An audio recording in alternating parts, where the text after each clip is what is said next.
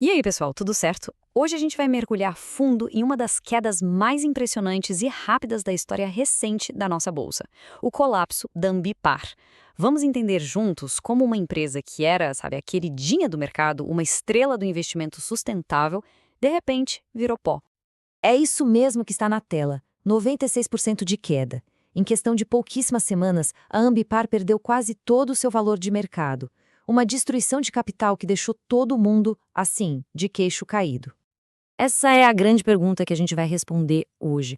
O que raios aconteceu nos bastidores para que um gigante com uma promessa tão forte implodisse desse jeito tão espetacular?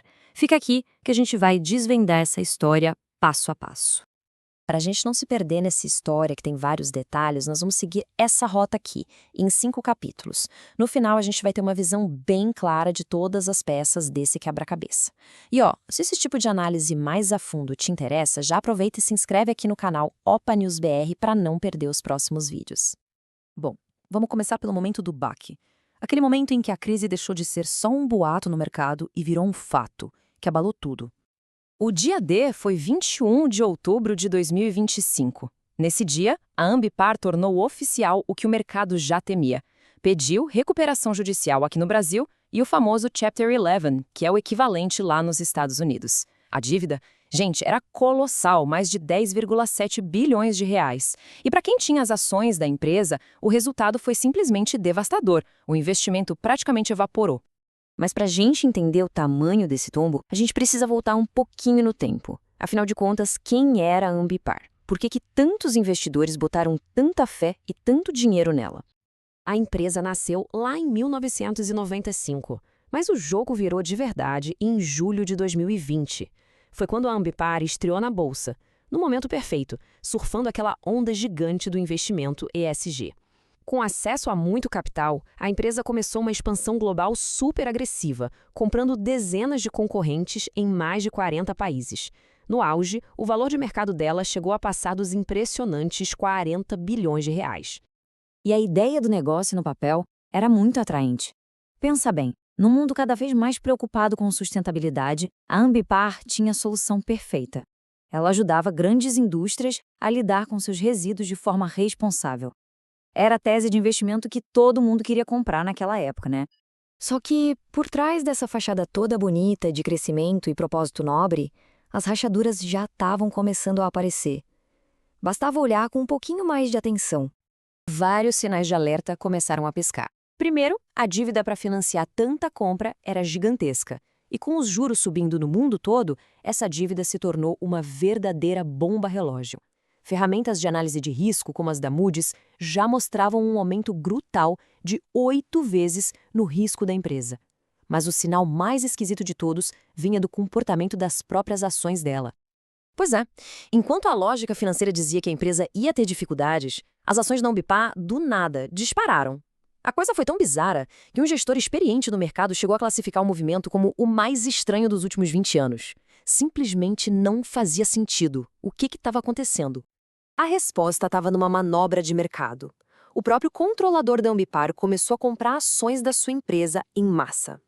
Esse movimento forçou quem apostava na queda dos papéis, os vendidos, a ter que recomprar as ações para limitar as perdas. É o famoso short squeeze. Na prática, isso inflou o preço artificialmente, criando uma cortina de fumaça, uma ilusão de sucesso que escondia os problemas reais de dívida e risco. E aí a gente chega no estopim, o gatilho final, um instrumento financeiro super complexo que transformou todos esses riscos num colapso de verdade e de forma quase que imediata. Para a gente entender essa arma do crime, a gente precisa conhecer o tal do swap cambial. Pensa nele como se fosse um seguro. A Ambipar tinha muita dívida em dólar, mas faturava principalmente em reais. Se o dólar disparasse, a dívida ia ficar impagável. O swap, então, servia para proteger a empresa dessa variação. Era para ser um mecanismo de proteção, uma rede de segurança. Só que o seguro virou uma armadilha mortal. Olha só o efeito dominó. Tinha um detalhe, um aditivo no contrato com Deutsche Bank, que criou uma condição perigosíssima. Ele dizia que se os próprios títulos de dívida da Ambipar perdessem valor no mercado, o banco podia exigir mais garantias em dinheiro na hora. E foi exatamente o que aconteceu. Em setembro de 2025, a confiança do mercado foi para o espaço e o preço desses títulos despencou. O banco não pensou duas vezes, fez a tal chamada de margem. A Ambipar não tinha caixa para pagar. Resultado, calote. E esse calote ativou um efeito cascata que fez com que quase toda a dívida bilionária da empresa vencesse de uma vez só. Fim de jogo. Agora, o que é bem legal de ver nesse slide é a visualização desse pânico. Esse gráfico mostra o preço de uma das debêntures da Ambipar, que é um tipo de título de dívida. Vejam a queda brutal, parece um penhasco, a partir do momento em que o mercado entendeu que o castelo de cartas estava desmoronando. A confiança simplesmente evaporou. Ok, com a empresa efetivamente quebrada, a pergunta que fica é: e o futuro?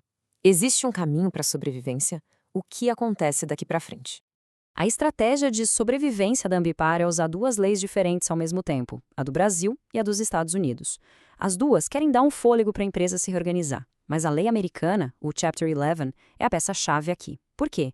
Porque lá nos Estados Unidos, todas as cobranças são suspensas imediatamente, inclusive os contratos de leasing de caminhões, de equipamentos. Aqui no Brasil, algumas dessas cobranças poderiam continuar, o que simplesmente paralisaria a operação. É uma jogada legal para ganhar tempo e tentar se reerguer.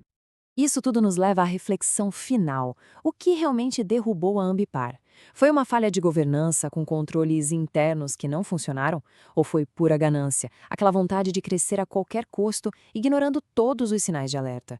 Ou, quem sabe, uma combinação fatal das duas coisas? Fica a pergunta no ar. Se esta análise aqui do Opa News BR ajudou a clarear este caso super complexo, considere se inscrever no canal para mais conteúdos como este. Muito obrigado pela companhia e até a próxima!